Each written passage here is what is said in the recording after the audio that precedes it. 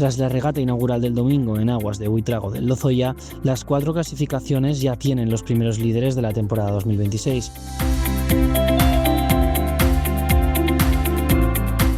Donostia Arraun Lagunak, tras conseguir la victoria, se llevó el maillot azul del líder de la Euskotren Liga.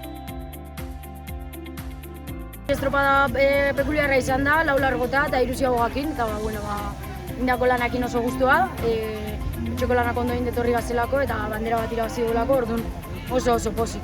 Eta udarako objetiboa lehen urtekoa berdintzea edo behintzat gure numeru gapurtzi, ezta? Eta momentuz emoten dago bide honetik guztiak.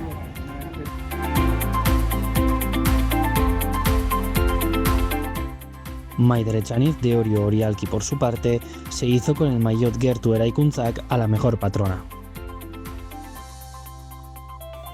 Lehenengo estropada bukatuta, oso pozik indako lanakin, gure helburua hoxe zen, atetzia dena ematea, ikusteko gure lekuan unton, etxeko lanakinak torriga, eta ondo ate digo, así que oso pozik indako lanakin.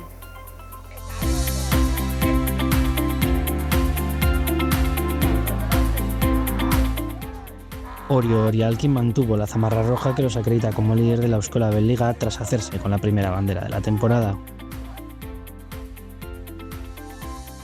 Lehenengo estropada irabazita, nik uste gustora berdeula, hasierako tentsio horiek eta normalak izatea, liga hasiera honetan denok ondo hasi nahi izate dugu eta ondo hastea garrantzitsua da, eta nik uste banderakin pozik gaude, lan hona indeu, eta, horrengo estetik aurra ja larunbat eta igande ja errota martxa jarriko da, ja rotazio barruan sartu behar dute eta nik uste taldea oso prest dagoela.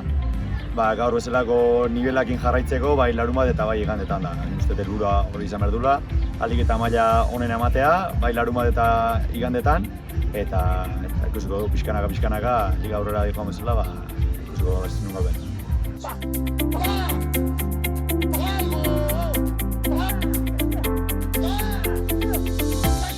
Arkaitz Díaz, de Nice Homes Donostiarra, se alzó como mejor patrón de la jornada y se llevó el maillot gris de CaixaBank.